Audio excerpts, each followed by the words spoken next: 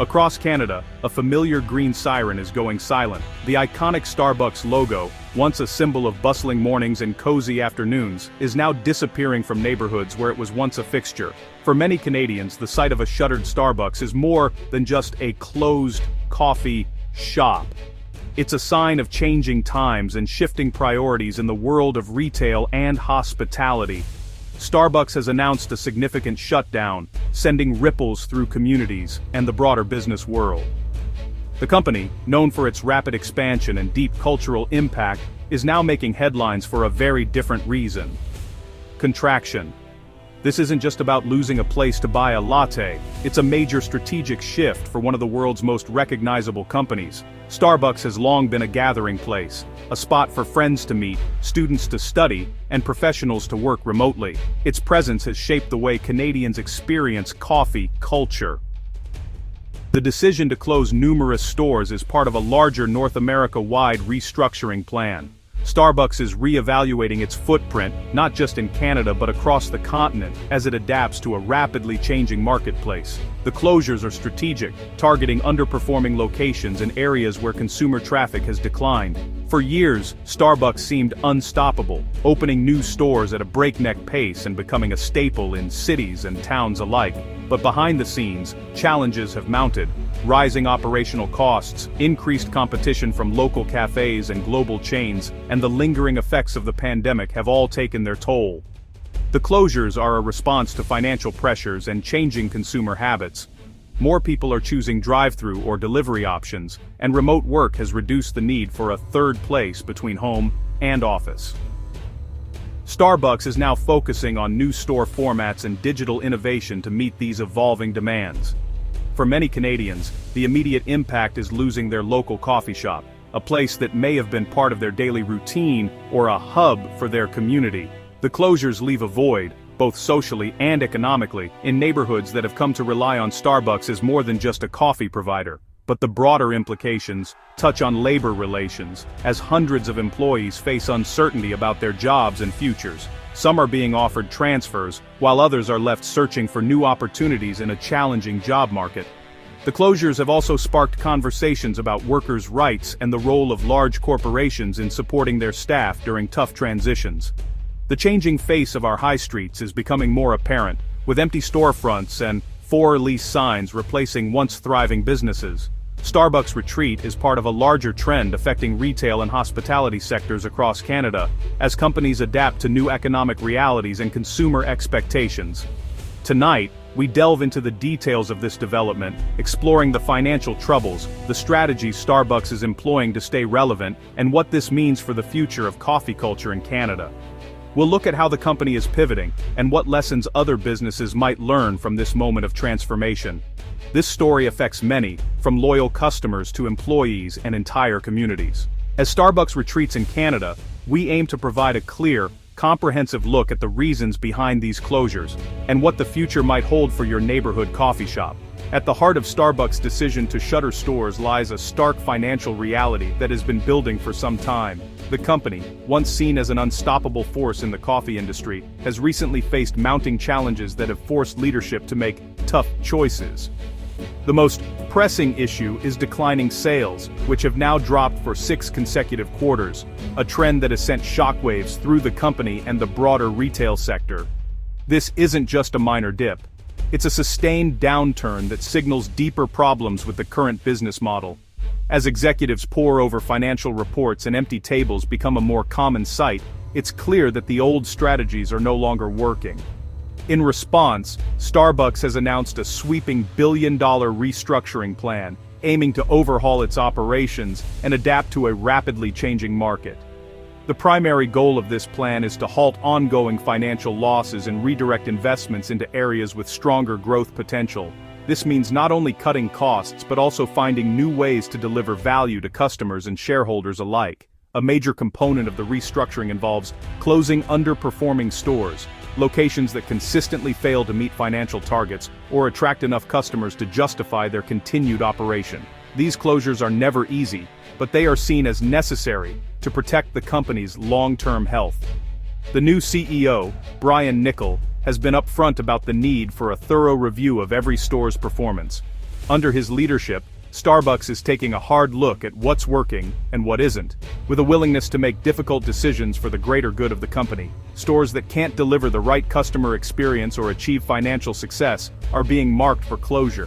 This approach, while tough on employees and loyal customers, is intended to ensure that Starbucks remains competitive and relevant in a crowded marketplace. Ultimately, this is a pragmatic decision to streamline operations and focus resources where they can have the greatest impact. By consolidating its presence, Starbucks hopes to strengthen its core business and position itself for future growth. 6 straight quarters of declining sales represent more than just a temporary setback. They highlight a significant trend that demands immediate action. Investors and analysts alike are watching closely to see how Starbucks responds to these financial headwinds. The restructuring, which includes the closure of several Canadian locations, is a bold attempt to correct course and restore confidence in the brand. It's a move that signals Starbucks' commitment to making the tough calls necessary for survival. By shrinking its footprint and reinvesting in its strongest markets, Starbucks aims to build a more resilient foundation, one that can weather future storms and continue serving customers for years to come. The architect of this overhaul is CEO Brian Niccol, who has a history of transforming brands and driving growth. He launched the Back to Starbucks initiative, a bold plan aimed at revitalizing the brand and reconnecting with its roots. This plan rethinks the Starbucks experience for both customers and employees, focusing on enhancing service and atmosphere. Niccol's vision focuses on the core elements that made the brand a global phenomenon, such as quality coffee, community, and customer service. A major change is reducing the complex menu by 30% to speed up service and make it easier for customers to choose their favorite drinks. The company is investing heavily in technology and staffing to ensure no customer waits more than 4 minutes, enhancing the overall experience. Niccol aims to restore the coffeehouse atmosphere, making stores more inviting and comfortable for everyone. Changes include eliminating extra charges for non-dairy milks, making the menu more inclusive and appealing to a broader audience. Additionally, stores are being redesigned for comfort, with modern cozy interiors that encourage customers to linger and enjoy their time. The goal is to shift from a quick, transactional experience to a welcoming third place where people can gather, relax, and connect. While closures of some locations are painful, the company hopes that these changes will lead to a better experience in the remaining stores, ultimately strengthening the brand. The closures impact thousands of employees whose jobs are now at risk. Starbucks plans to close about 1% of its North American stores, affecting many in Canada. For baristas and managers, the news creates uncertainty and anxiety. Starbucks will try to redeploy affected employees to nearby stores, but it's not guaranteed for all. In smaller towns, the closure may mean job loss due to lack of nearby locations. The restructuring includes layoffs at the corporate level, adding to job insecurity. For many, working at Starbucks was more than a job, it was a community.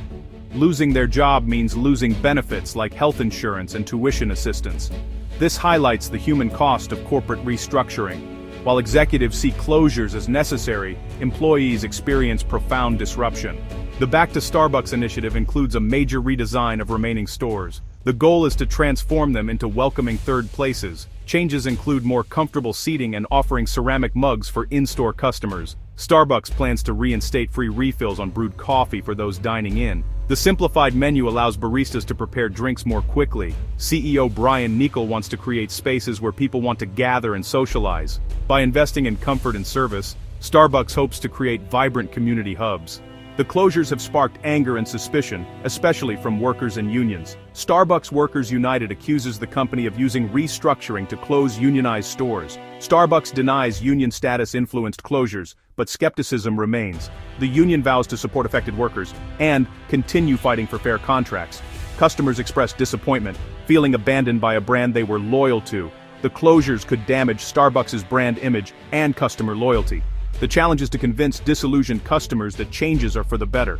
Starbucks closures are happening across North America, with notable differences between Canada and the US. In the US, the closure of unionized stores has been a major point of contention. The union conflict is central in the US, with protests and accusations of union busting. In Canada, the focus is more on community impact and loss of familiar service. The density of Starbucks stores is lower in Canada, making closures more significant. The Canadian response emphasizes personal loss and community disruption. In the US, some welcome the opportunity for local coffee shops to thrive. In Canada, the closures leave a void, with the path forward less obvious.